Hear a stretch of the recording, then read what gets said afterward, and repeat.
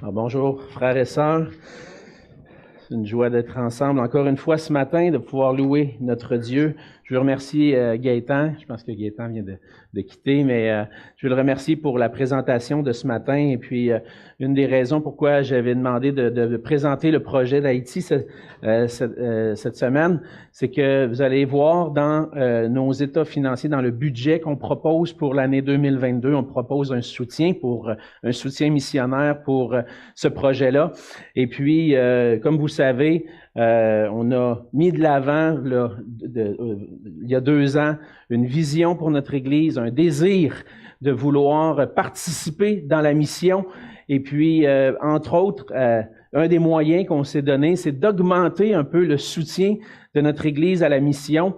Notre Église qui donnait environ 5% des revenus d'offrande, il y a 2 ans à la mission, s'est donné comme objectif pour les 5 années de 2020 à 2025 d'augmenter le soutien de 1% par année pour arriver à 10% en 5 ans, en 2025. Et puis cette année, Dieu voulant, on propose de donner 7% à la mission. Donc c'est notre moyen, c'est notre façon pour nous de dire, de s'engager, de faire de toutes les nations des disciples. Et le projet Haïti, c'est un des projets.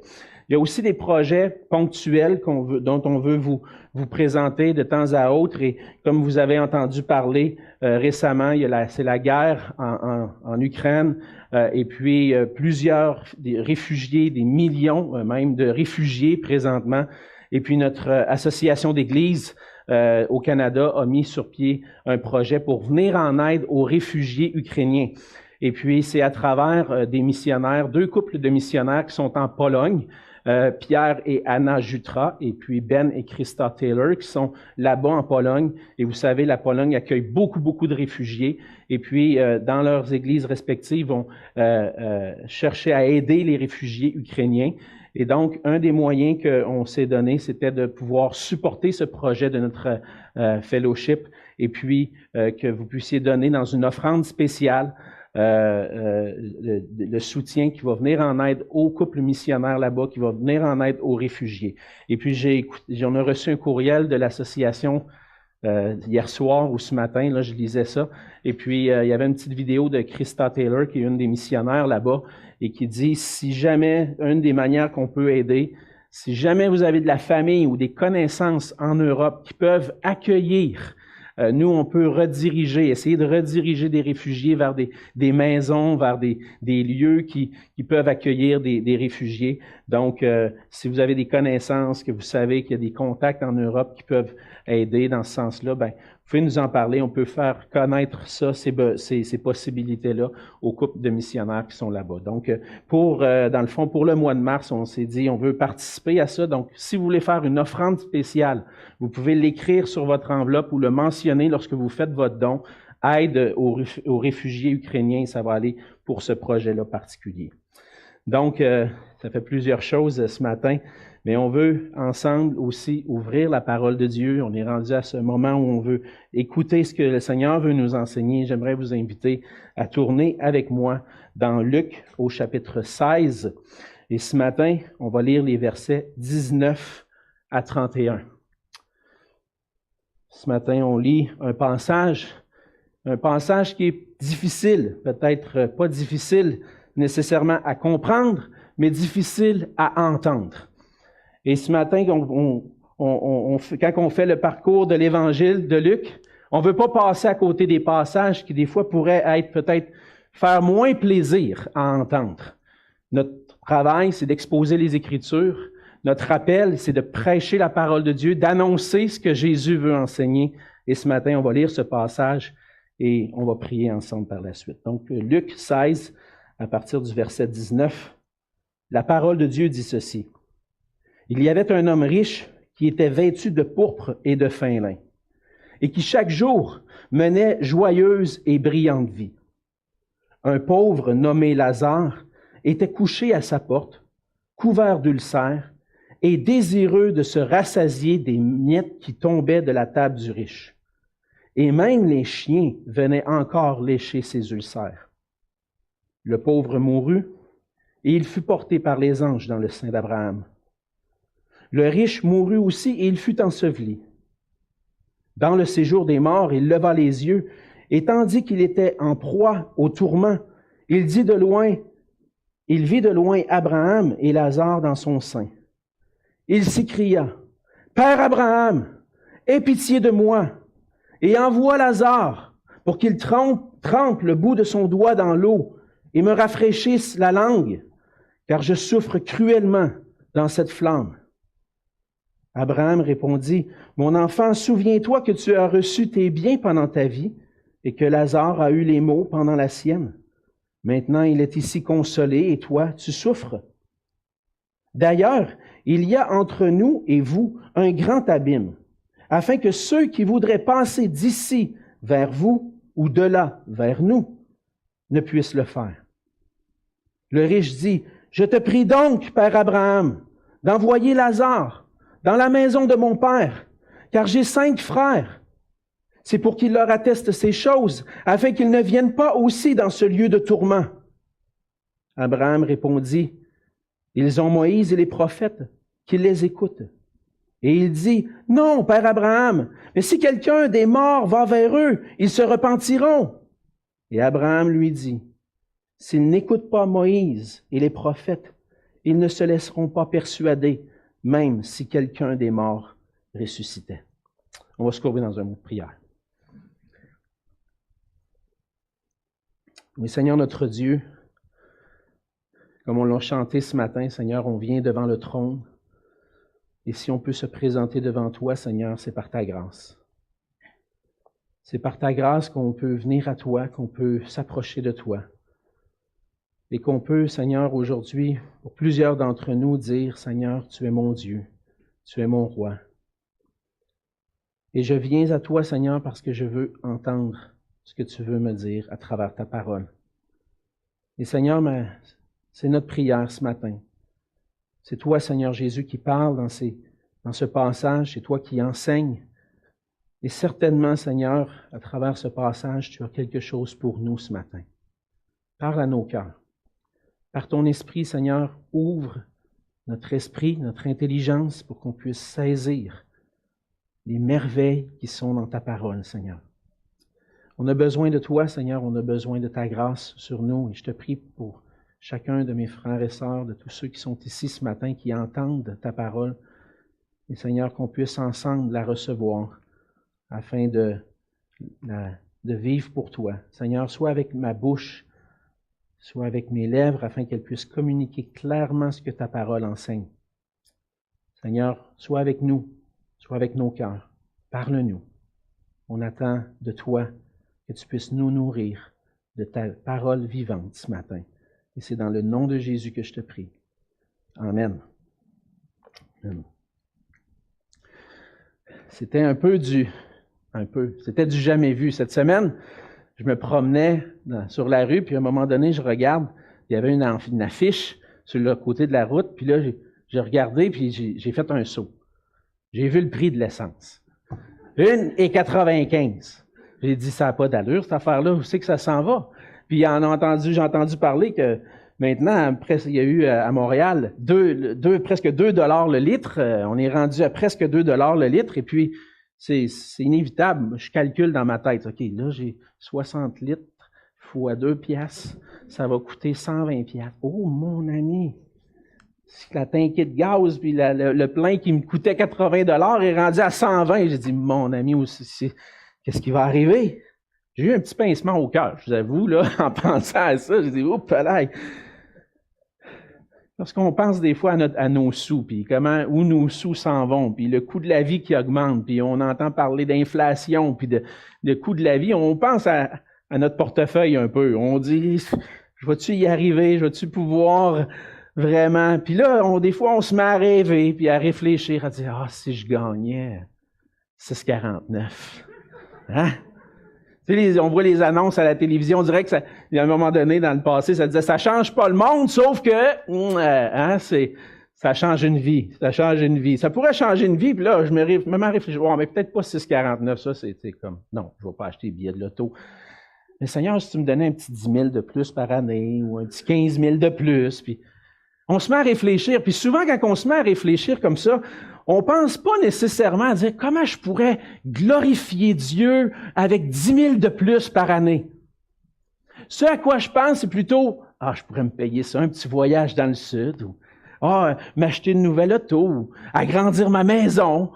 On pense plus à satisfaire nos désirs avec un 10 ou 15 000 de plus par année, ou si on gagnait même, si ça l'arrivait.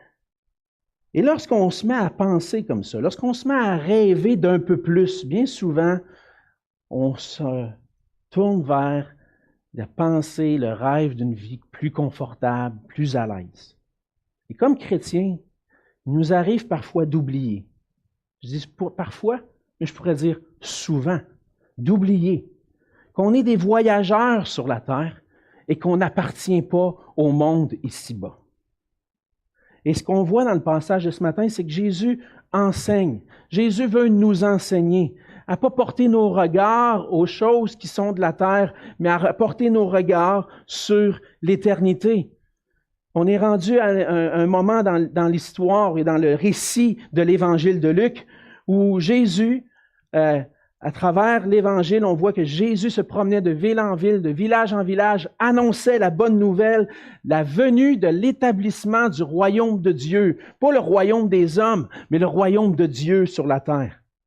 Jésus, Luc veut nous faire savoir que Jésus est le Christ, le roi des rois, qui est venu accomplir les promesses de grâce dans l'Ancien Testament qui ont été annoncées longtemps d'avance. Et dans son rôle, Jésus agissait comme un prophète. Le prophète, son ministère, c'était d'avertir et d'appeler à la repentance le peuple de Dieu.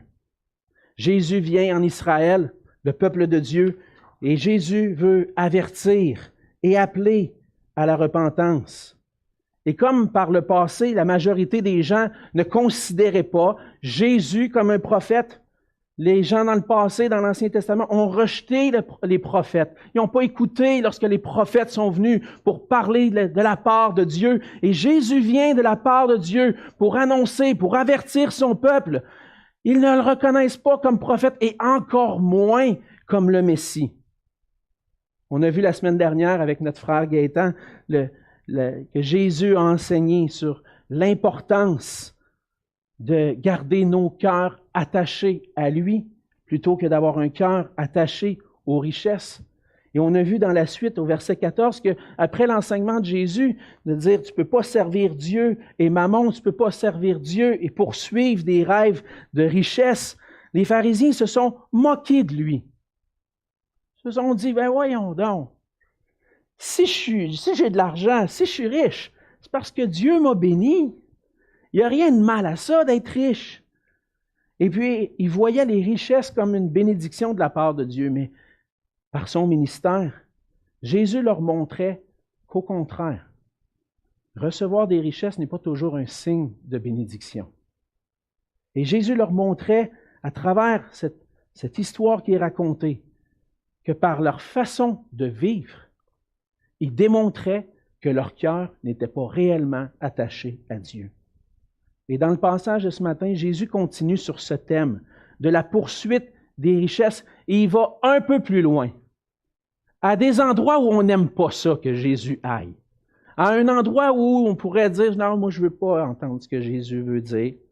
Je ne veux pas entendre ce que Jésus a à dire là-dessus. On pourrait faire ça, on pourrait avoir cette attitude-là. Mais Jésus va plus loin. Et ce qu'on veut ce matin, c'est avoir un cœur ouvert. Dire, Seigneur, si tu l'as enseigné, je veux t'entendre, je veux t'écouter, je veux savoir qu'est-ce que tu as pour moi. Et dans ce passage de ce matin, on va voir ensemble que la façon dont nous menons notre vie sur terre a un impact direct sur notre destinée éternelle. On voit ça à travers certains éléments qu'on voit dans le passage. Dans les versets 19 à 21, on voit qu'il y a deux façons de vivre sur la terre. Premièrement, on voit qu'il est possible de vivre sans la crainte de Dieu. Jésus va continuer, comme je le disais, d'enseigner sur la façon dont on peut gérer les ressources qu'il nous confie. Les pharisiens se moquent de lui, ils se moquent de son enseignement, mais le Seigneur voit le cœur des pharisiens. Il va dire au verset 15, vous cherchez à paraître juste devant les hommes, mais Dieu connaît vos cœurs. Car ce qui est élevé parmi les hommes est une abomination devant Dieu. Tu penses que avoir des richesses, c'est une bénédiction de la part de Dieu? Tu penses que c'est une bonne chose? Ce qui compte vraiment, c'est ton cœur. Jésus sait ce qui est dans le cœur des pharisiens. Il va raconter une histoire, et je dis une histoire parce qu'on pourrait dire aussi que c'est une parabole. Je n'ai pas le temps d'entrer ce matin dans les détails pour expliquer pourquoi on considère ça comme une parabole, parce que les théologiens sont un peu divisés, mais je dirais la plupart des théologiens conservateurs voient ce texte-là, ce passage-là comme une parabole. Une parabole, une histoire pour amener un exemple. Pour amener un exemple de comment notre vie sur la terre peut avoir un impact sur notre éternité. On le voit dans un sens au verset 19 qu'il y a un homme riche qui est vêtu de pourpre et de fin lin. Il menait chaque jour une joyeuse et brillante vie. Cet homme-là est revêtu de pourpre et de fin lin. Le pourpre, c'était une couleur, c'était un rouge violacé qui représentait la couleur de ceux qui ont un haut rang, particulièrement les rois portaient des tuniques de pourpre. Et puis des vêtements de fin lin, c'était les sous-vêtements qui étaient faits avec du lin. Et puis c'était vu comme, lui, il porte le Tommy Hilfiger de l'époque de Jésus. Lui, là, il a le petit signe ici, là. Il se promène, puis il y a un petit signe ici, là. Il est bien habillé. Il est bien habillé. Il a mis les plus beaux vêtements. C'est l'homme riche. Il est riche, il peut se payer ce qu'il veut. Il regarde les émissions de télévision, il voit les Wood, il voit ce qui est à la mode. Puis quand ça coûte, 2000 pièces la paire de pantalons, c'est pas grave. Les 2000 pièces le pantalon, let's go, on achète ça, il n'y a pas de problème. Il n'y a pas de problème avec ça, lui. Il mène une joyeuse et brillante vie. Puis on voit même que il y avait chaque jour à sa table des richesses. Il mangeait bien, il était bien. Il poursuivait son bonheur sur la terre et on voit dans le passage qu'il ne se souciait pas des gens qui étaient autour de lui. Parce qu'on voit qu'il y avait Lazare qui était proche de chez lui, puis il ne fait pas grand-chose pour aider cet homme-là. Ce qu'on voit à travers ce passage-là, c'est que cet homme-là ne vivait pas dans la crainte de Dieu. Il pensait que ses richesses étaient une bénédiction de Dieu, mais sa façon de vivre démontrait qu'il n'avait pas un cœur attaché à Dieu. Il vivait sans se préoccuper de Dieu puis des commandements. Parce qu'à plusieurs endroits dans la loi, Dieu demandait à ceux qui étaient plus aisés financièrement d'aider leurs frères. Il ne devait pas avoir en Israël des gens qui meurent de faim puis qui se rassasient des miettes qui tombent de la table. En Israël, il devait avoir des gens, peut-être qu'il pouvait avoir des gens plus aisés, mais qui étaient là pour donner, pour prêter, pour aider ceux qui étaient dans la pauvreté.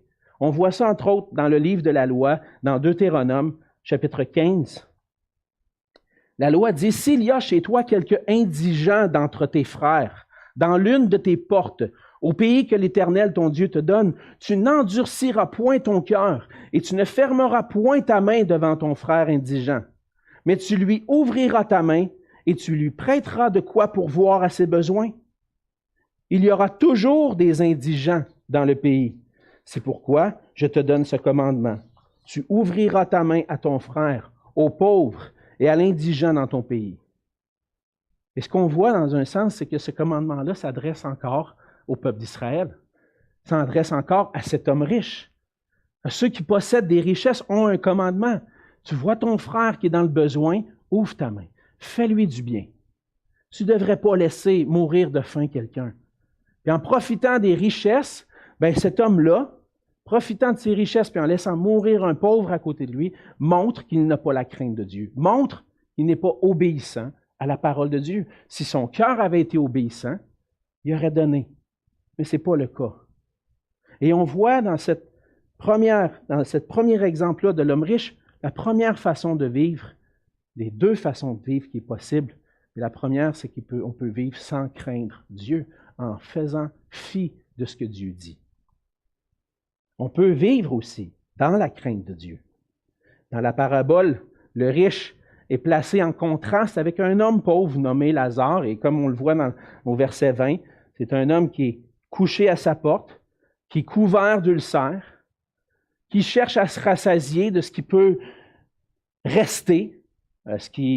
Aujourd'hui, on peut voir parfois des gens, des itinérants qui vont se promener des fois dans les arrière-cours des restaurants pour trouver dans les poubelles peut-être des restants, des miettes de ce qui reste, de ce que les riches ont pu se payer comme repas, mais que finalement ils ont laissé de côté. Eux autres essaient de se rassasier de ça. On voit ça. Mais lui, il essaie de se rassasier de ce qui peut tomber de la table du riche. Plus que ça, il est atteint physiquement, il y a des ulcères, puis pour aller jusqu'au bout là, comment je pourrais dire, la morbidité de cet homme-là, on voit que des chiens venaient lécher les ulcères. Les chiens, c'était pas dans les Écritures, dans cette époque-là, pour les Juifs, les chiens, c'était pas le meilleur ami de l'homme. C'était un animal considéré comme impur. C'était des errants qui mangeaient un peu n'importe quoi qui restait. C'était impur, puis ils venaient... Puis là, les chiens, lui, il est couvert d'ulcères, puis les chiens, les impurs, viennent le licher. Hey, c'est-tu dégueulasse, ça? Non, mais c'est-tu dégueulasse? Non, le riche, lui, là, c'est dégueu, ça. Ah, moi, je ne vais pas aller voir ce gars-là, je ne vais pas l'aider. Ah, même les chiens viennent le licher. Ah! Je ne veux rien savoir de ça. Mais ce qui est intéressant quand même, c'est que rarement dans une parabole, Jésus va mentionner le nom de quelqu'un. On ne voit jamais ça. C'est la seule parabole dans les Écritures où Jésus donne un nom à un des personnages, Lazare. Et ce qui est intéressant, c'est que je pense que Jésus fait exprès pour dire « Voici un homme qui craint Dieu ». Le nom Lazare vient de l'hébreu « Éléazar », qui veut dire « Dieu aide ». Peut-être que cet homme-là est couvert d'ulcères, peut-être que même les chiens, les animaux, les impurs viennent lécher ses plaies, mais Dieu lui vient en aide. Dieu le voit. Dieu voit sa condition, puis il lui vient en aide. Et le fait que son nom est mentionné, ça a son importance. On ne connaît pas son cœur, on ne voit pas de détails sur son cœur, mais on voit qu'est-ce qui lui arrive après. Et on voit qu'il est transporté dans le sein d'Abraham. On va voir ensemble que c'est la présence de Dieu.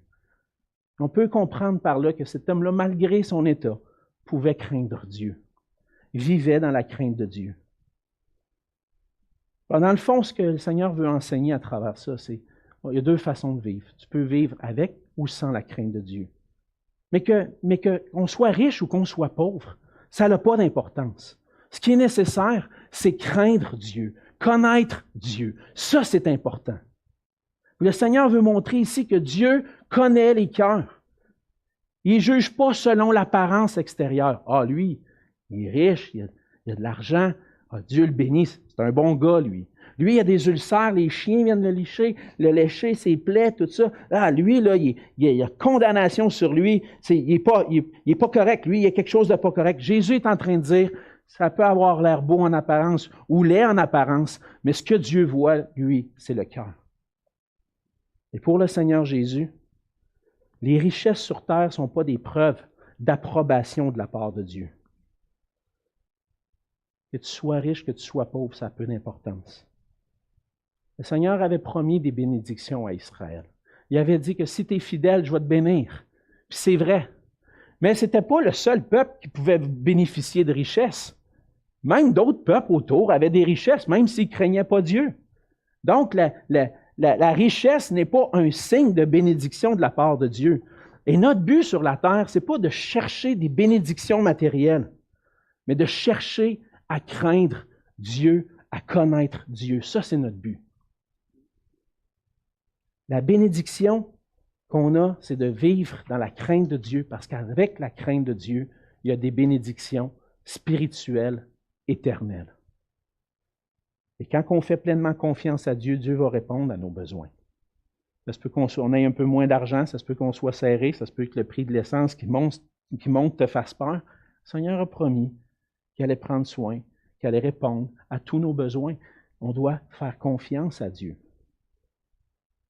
Alors la question, s'il y a deux façons de vivre sans la crainte de Dieu ou vivre avec la crainte de Dieu, la question c'est, est-ce que je vis ma vie dans la crainte de Dieu? Et ce qui est important de comprendre, c'est que de ces deux façons de vivre,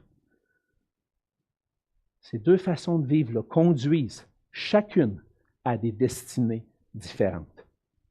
Et c'est la deuxième vérité qu'on voit dans le passage, c'est qu'il y a deux façons de vivre, mais il y a deux destinées éternelles. On voit au verset 22 que le pauvre est mort, est porté par les anges dans le sein d'Abraham. Le riche meurt aussi et fut enseveli. Et donc on aurait pu s'attendre à ce que, le riche, lui, est béni, il va aller avec Dieu, et celui qui est pauvre, qui est maudit sur la terre, il n'ira pas avec Dieu. Lui, il va aller au séjour des morts. Mais ce n'est pas ça qui se passe. Jésus inverse. Il fait exprès. Jésus fait toujours exprès pour provoquer la pensée puis le cœur des gens. Et on voit que celui qui n'a pas vécu dans la crainte de Dieu va vivre son éternité sans Dieu dans la souffrance. L'homme riche qui n'avait pas la crainte de Dieu est enseveli, son âme se trouve au séjour des morts. Dans le grec, le séjour des morts, il y a plein d'études là-dessus parce que de plus en plus, on recommence à remettre en question, est-ce que ça existe vraiment un endroit comme ça? Voyons, est-ce que Dieu envoie vraiment des gens dans un endroit où les gens souffrent? Et le mot Hadès qui est là en grec, c'est ce qu'on appelle communément l'enfer, un synonyme de la géhenne, un endroit de souffrance et de tourment.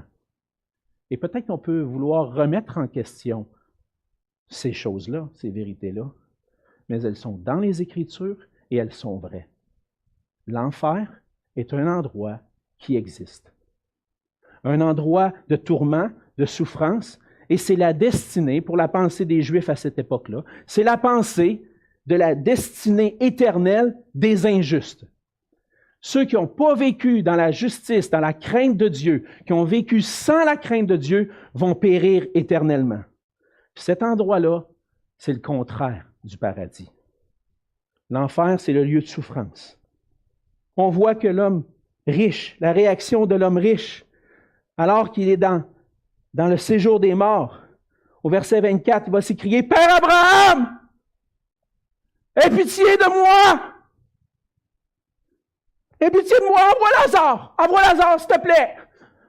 Qu'il puisse tremper un petit peu là, son doigt dans l'eau pour me rafraîchir la langue, parce que là, je souffre ici! »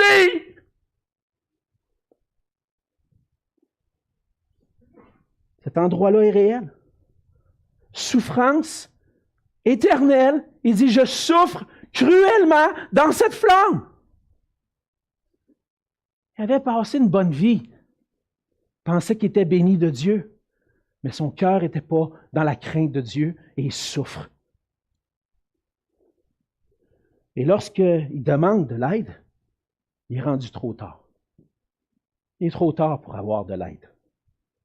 Certaines religions, même le catholicisme, ont inventé d'autres endroits pour peut-être dire, y a-t-il juste vraiment le ciel et l'enfer? Il y aurait peut-être la possibilité d'un purgatoire pour dire, donner une chance après la vie.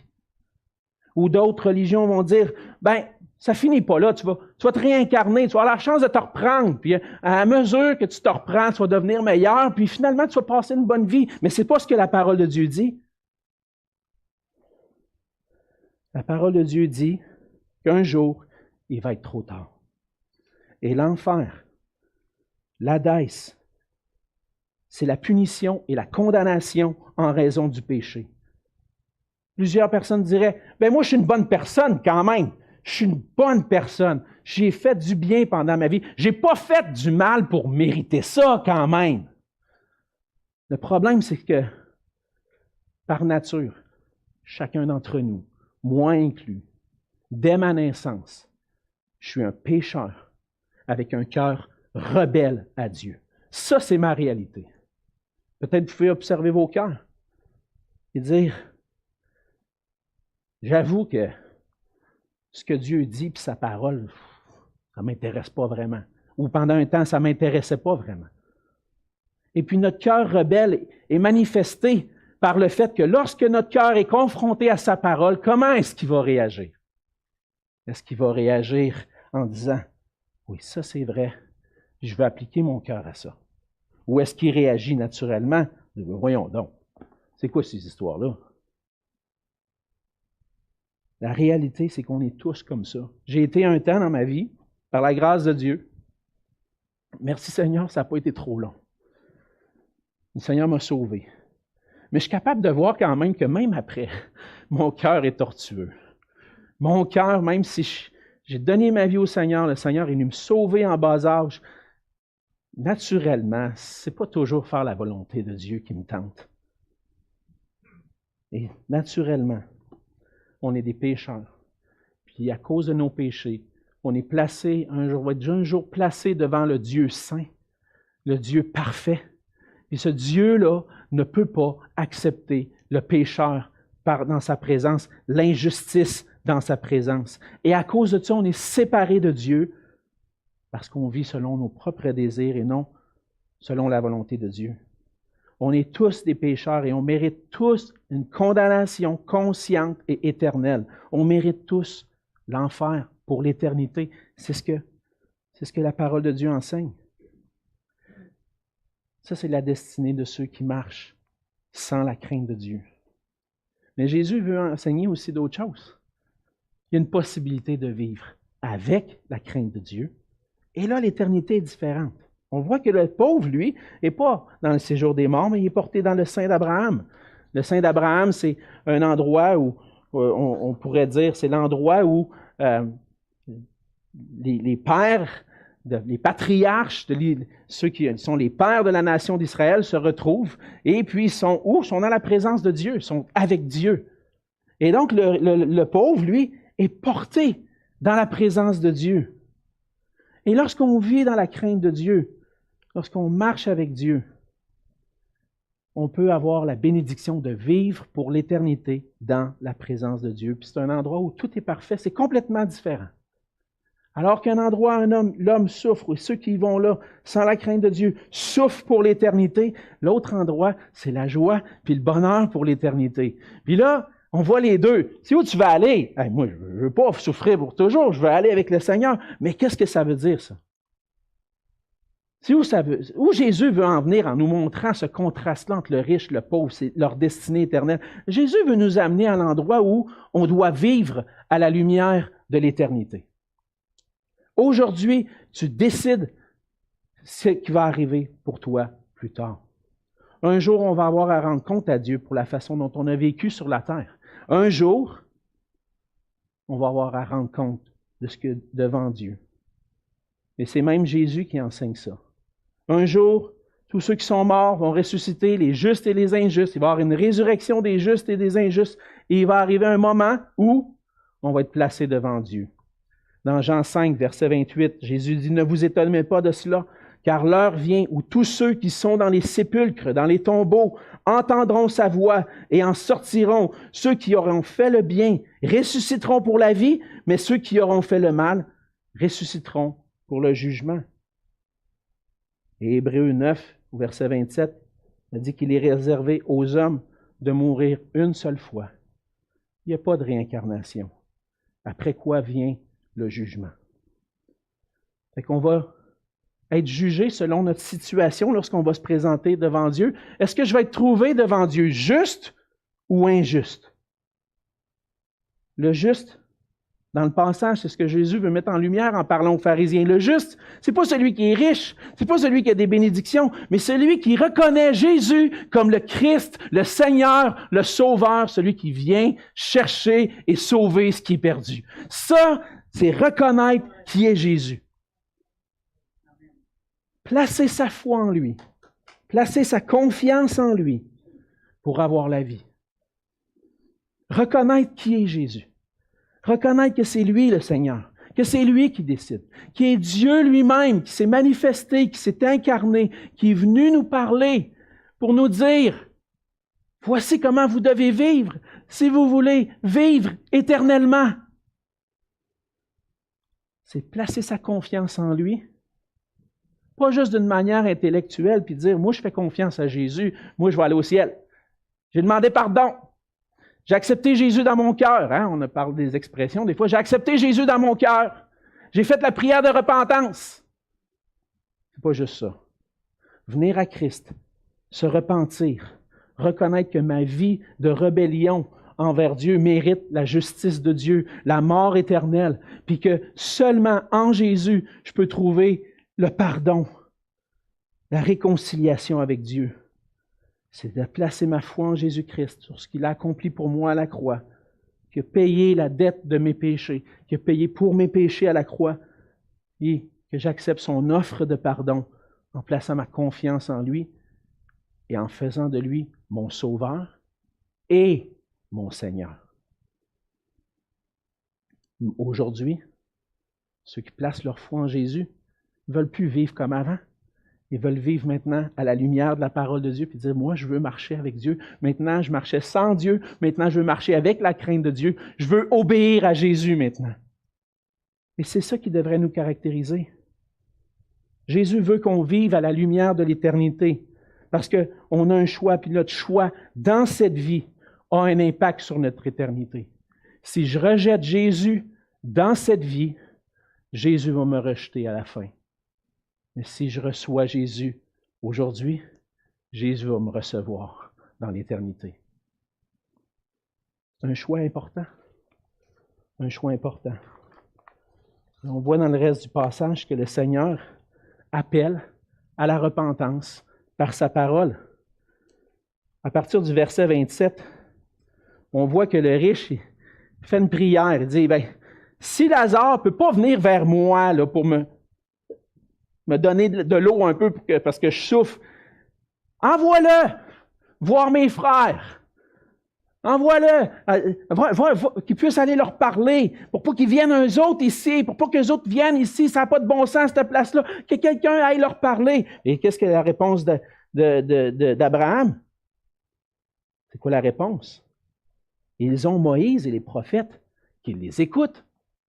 En d'autres mots, ils ont l'Ancien Testament, ils ont la loi, ils ont les prophètes, ils ont tout ce qui est nécessaire pour comprendre qu'est-ce que ça veut dire marcher dans la crainte de Dieu.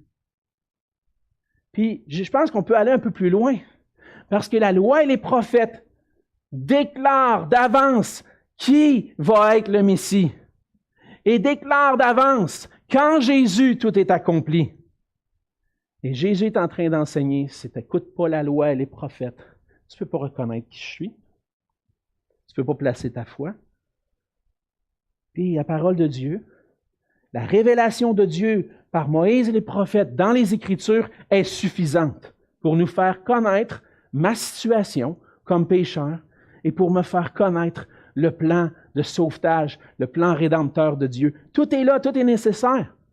Mais l'homme riche, lui, il dit, non, mais c'est parce que, non, c'est pas, par Abraham, t'as pas compris. Mais non, Moïse et les prophètes, j'ai entendu ça, moi, puis ça n'a rien changé à ma vie. Ah, si quelqu'un ressuscite, s'il y a un miracle, là, ils vont croire, ça, c'est sûr. C'est sûr qu'ils vont croire. Ah, puis il y en a encore aujourd'hui. Ah, mais ouais, je comprends, là, tu dis ça, c'est la Bible. Mais je veux voir un miracle, moi. Si je vois un miracle, là, je vais croire. Tu n'as pas besoin de voir un miracle.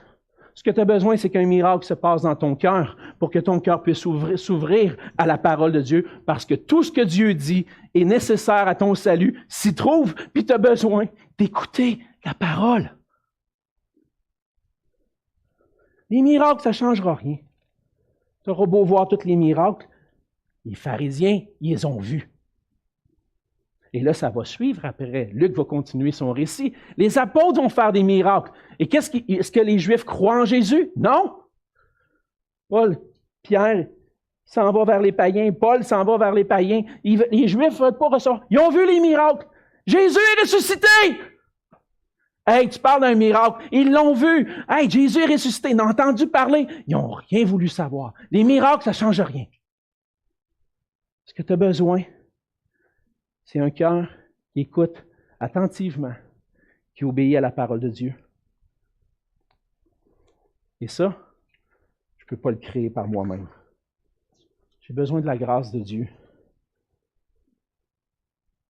J'ai besoin que Dieu vienne faire son œuvre. Mais ce matin, ce qui est important, c'est d'écouter. Écoutez attentivement ce que Jésus dit. Me reconnais-tu comme le Seigneur? Me reconnais-tu comme ton Sauveur?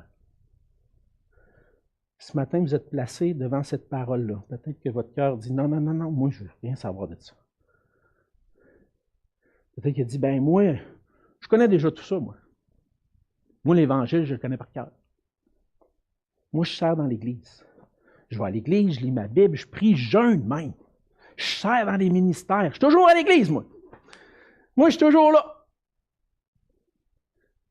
Moi, je connais tout ça, je n'ai pas besoin de ça. Moi, regarde, Alexandre, tu dis des affaires, là, c'est pour les autres, pas pour moi. Peut-être que tu dis ça. Mais peut-être que c'est pour toi ce matin. J'ai connu des gens, pendant mon expérience de vie, puis de pasteur dans l'Église, j'ai grandi dans l'Église évangélique, j'en ai vu des gens qui faisaient des bonnes choses, des gens qu'on aurait pu dire, hey, lui, là, c'est un bon chrétien.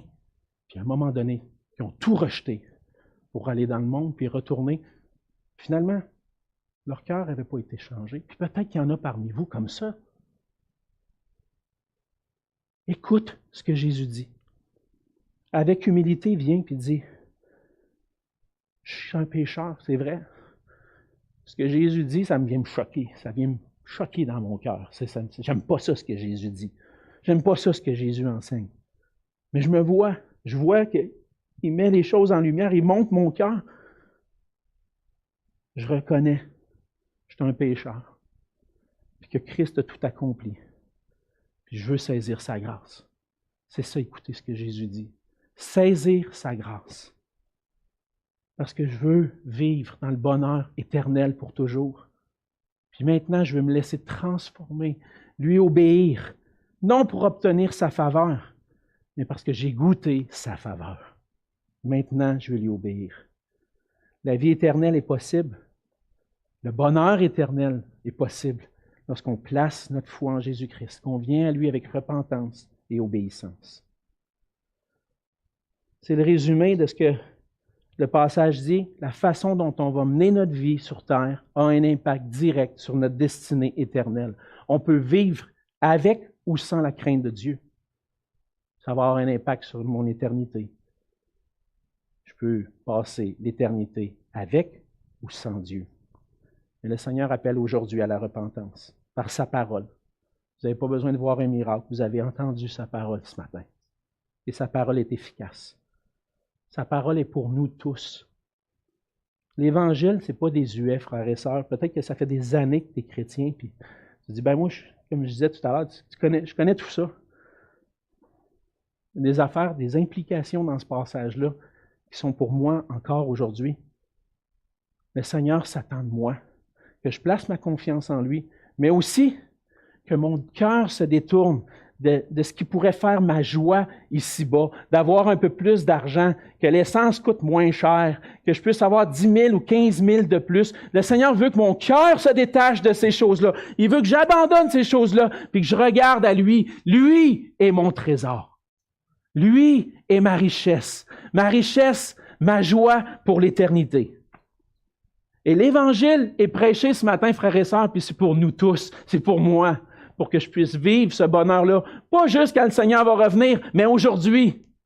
Aujourd'hui, d'avoir la joie de savoir que l'essence peut monter, il peut y avoir la guerre, la bourse peut tomber, je peux perdre mes placements. Le Seigneur va prendre soin de moi, puis je sais où est-ce que je m'en vais.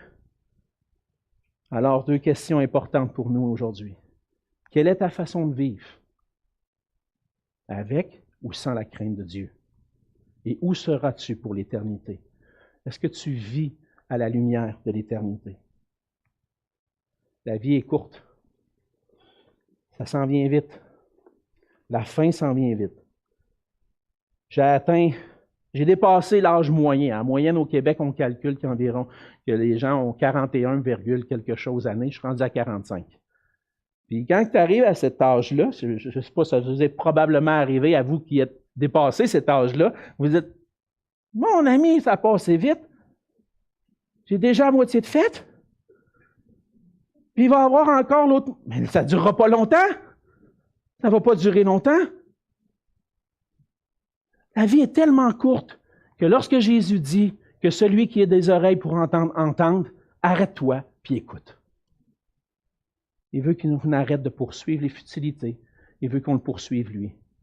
As-tu donné ton cœur à Jésus-Christ? Est-ce que ton cœur est entièrement consacré à Jésus?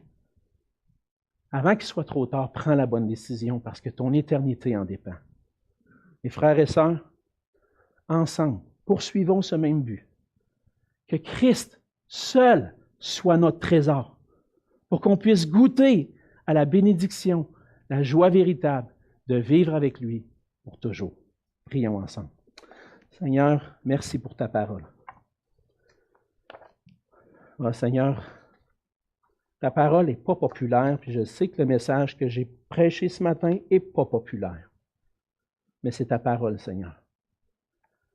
Et Seigneur, on veut être fidèle à ta parole, on veut écouter ce que tu veux nous dire. Et dans ce passage, Seigneur, tu nous appelles à porter attention à la façon dont nous vivons, parce que notre éternité en dépend.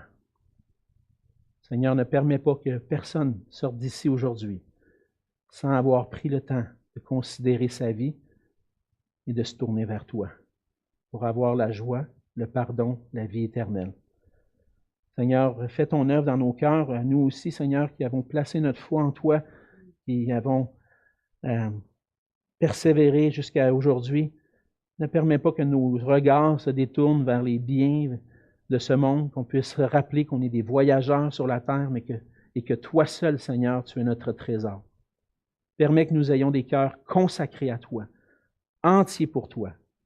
Seigneur, aide-nous à vivre pour toi et pour ta gloire, parce que toi seul es digne de recevoir l'honneur et la louange par nos vies. Et c'est dans le nom de Jésus que je te prie. Amen.